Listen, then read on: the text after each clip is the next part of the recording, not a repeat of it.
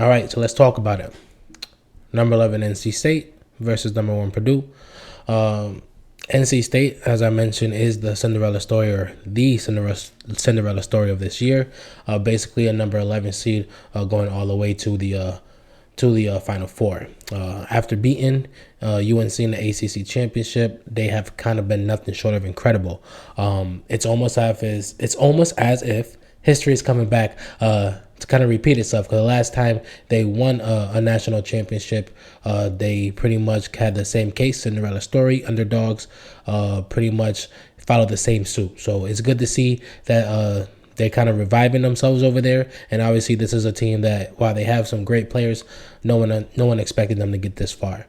So we'll definitely see what they have to offer. I would say from what we've seen so far, they're just trying to survive.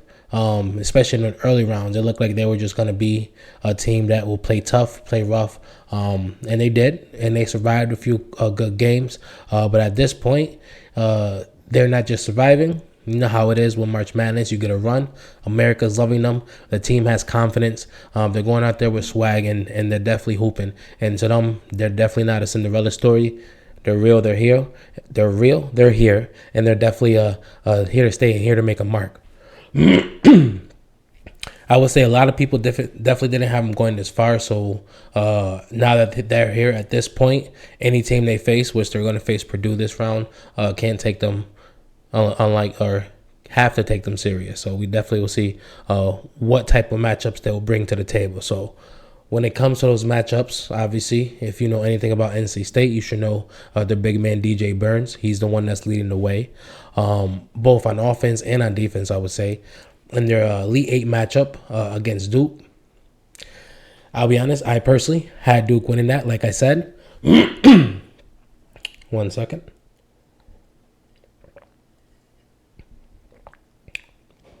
I will actually say, I don't want to say I did horrible with my Sweet 16 predictions, but I definitely want like 4-4. That's horrible to me. So definitely had Duke. I didn't predict that game for the Elite 8, but I would have predicted Duke winning. Definitely had them winning, but they couldn't stop DJ Burns. 29 points. Seemed like they definitely had no answer for him. Down low, he was just eating. His footwork is fantastic for a big man. At halftime, this is ridiculous. This is my 3rd episode in. First 2 episodes is pretty good. A couple mix-ups here and there. But today, apparently, after a week off, I cannot speak. So, okay, let's get back into it. All right. 29 points. Unstoppable. Down 6 at halftime. Everyone thought Duke was actually going to win the game.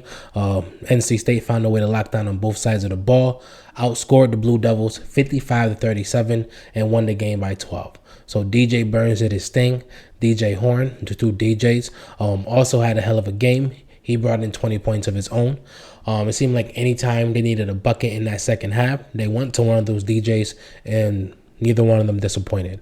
This game was a good game for NC because it forced them, like I said, down at halftime, forced them to really see what they had in the tank late. Their starters had to play a little bit more. They had to push a little bit more.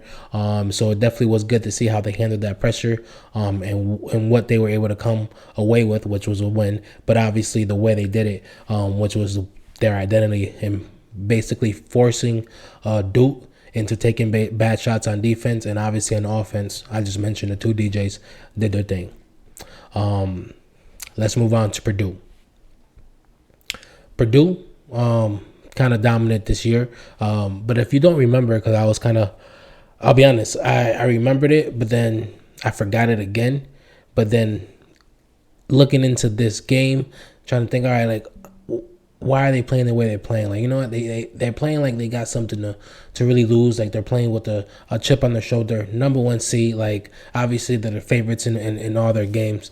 But I'm like, it was last year. I forgot they were the number 1 seed last year that lost to the 16th seed. Obviously, Zach Edey was still on the program, or in the program. He was already a beast at this point, so we already knew what to expect from him. They were number 1 seed, had a fantastic season, but obviously got hit with that bug first game.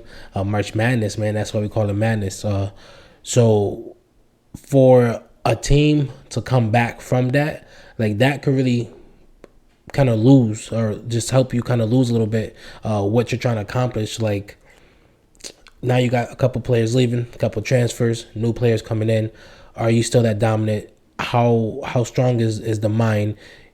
Is your mentality going to crack with that happening? You know, and yeah, you take a loss in March Madness. Obviously, there's only one winner. But number one seed losing to a 16 seed, that's rough. So definitely, I would say because of that, they had to rebound, and as well as proving to themselves that they could do it. I felt like it also showed a chink in the armor for everyone else gunning for their head this year. Like, all right, yeah, they're dominant. Yeah, they got Zach Edey, but yeah, we could beat them, you know? So I definitely think that they had all the potential in the world, but this year was a year that they really had to show it, and not just for themselves, but obviously not for the rest of the country. They're number one seed, but like this is something where like they're trying to put their stamp on it as well. Obviously, the head of the snake here, as I just mentioned, Zach Edey. If you don't know who that is, I don't know what to tell you. You clearly haven't been watching college hoops for the last couple of years. The 7-footer, easily a walking double-double. He's aggressive. He gets to the foul line a lot. He's great work on the block. Obviously, he's big. He's strong. Last game, shot 22 free throws against Tennessee, made 14 of them. He drew 16 fouls in that game, and it seemed like there was no coverage, no double team, no switch that they could do that pretty much could stop him. I will say it almost seemed like he was the only one that seemed relevant on that team. Not in a bad way. Besides Fletcher Lawyer, no one scored over 9. But with 40 points, Zach Edey scored 40 points. Obviously, 22 free throw attempts. Domination down low. Do you need to go anywhere else? You know? So great games for both of these teams. Big men did their thing. So now let's talk next round. Final four, NC State versus Purdue. Give me a second, you know what it is.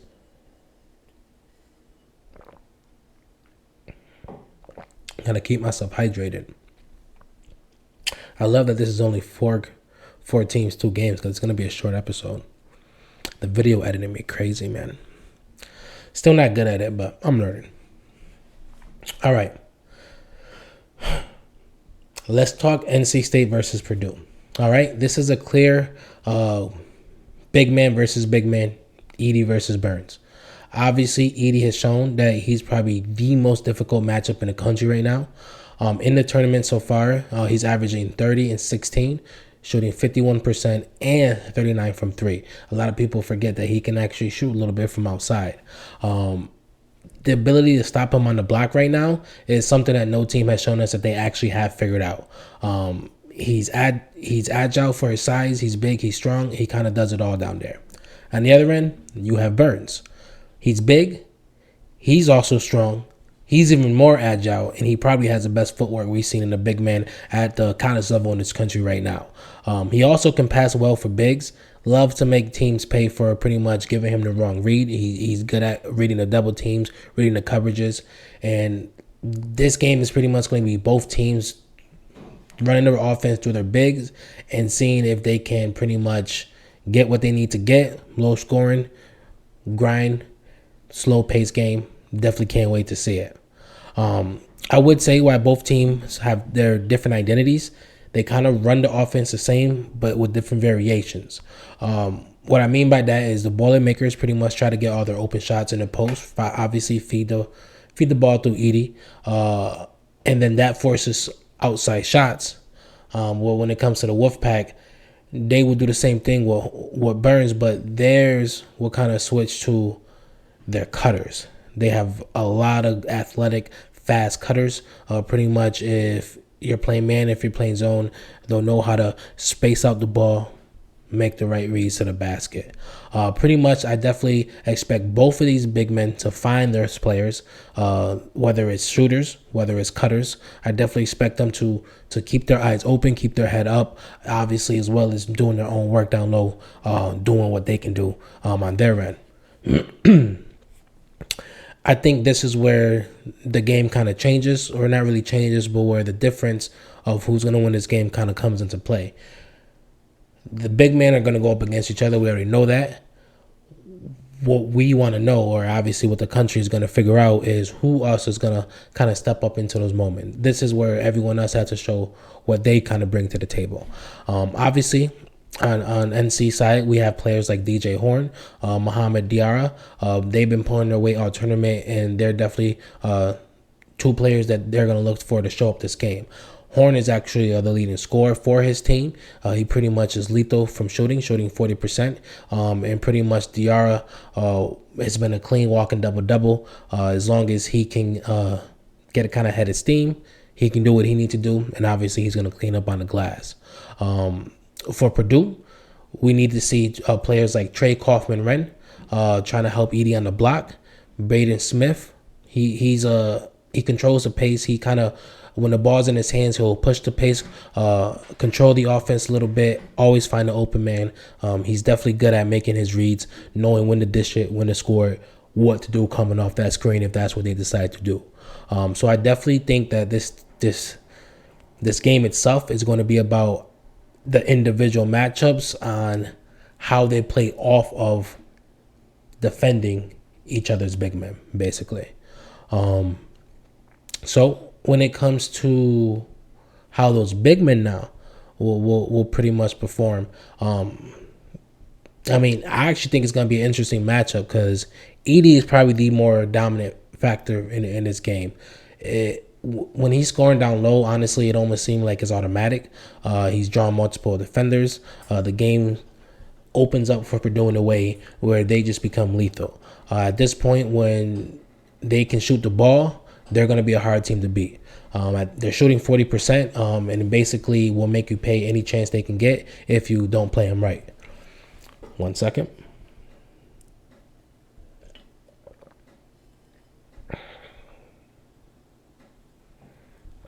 Now, you got the post play.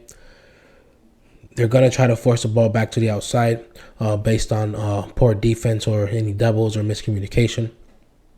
If that's not working, they pretty much always go back to the pick and roll. As I mentioned, now mind you, throwing a 7-footer in a pick roll is crazy. But pretty much you got your point guards that's going to come off the screen. Good decision making. You definitely going to know that Smith is going to do what he needs to do when it comes to making those decisions. As I said, he's good at that. 7 assists kind of proves that point. But you will see the action that they will kind of be forced to give given those defensive reads, because there are going to be a lot of switches in the game, or at least I anticipate it. But obviously there's good coaches, great coaches, so they're definitely going to throw a lot of different looks. So for NC, pretty much it's kind of the same thing. While they do like to kind of start their action with Burns, they kind of do have the option of giving the ball elsewhere. He's not extremely dominant. I would say Edey's way more dominant. As I said, he's a more dominant factor because they're going to feed him way more than they're going to feed Burns. NC is going to actually try to play more of a team ball, see what they can do. Obviously, with that comes Burns doing everything, not just the post play that we kind of brag about or that we've kind of seen from this tournament. Burns can score anywhere on the floor. He can score all 3 levels. Like I say, he has great footwork. He'll find his spots. Make his marks. That's when the doubles start coming, because at that point he's too strong. He's actually pretty quick for his size. That's when the cutters start flying. The assists start coming. Obviously, it's not just going to be him. It's also going to come from DJ Horn. Like I mentioned, 2 DJs. I actually think that's going to be a great matchup to see. I think DJ Horn in the defensive matchup that Purdue decides to give him is going to be a big deciding factor in this game. Such a lethal shooter. Great decisions coming off of the pick. Great putting the ball on the floor. Like I said, 40% from deep. So you don't want to give him space, but you don't want him to get by you. He's quick on his feet, so you kind of have to be very aggressive with the decisions you make. Not aggressive as in physical play, but like whatever you decide, you got to decide quick. So I definitely want to see what they're going to give him. Obviously, Braden Smith, Lance Jones, obviously they're going to be the two ones guarding him the most. I want to know how effective they'll be in actually guarding him. So I think that's going to be a good matchup. I think that that's going to be a very big deciding factor in deciding who's going to win this game. So for me, deciding who's going to win this game, I think Edey's presence on the floor, both sides of the floor, is going to be a problem for Burns and the rest of the team, truthfully, because everyone's going to have to help.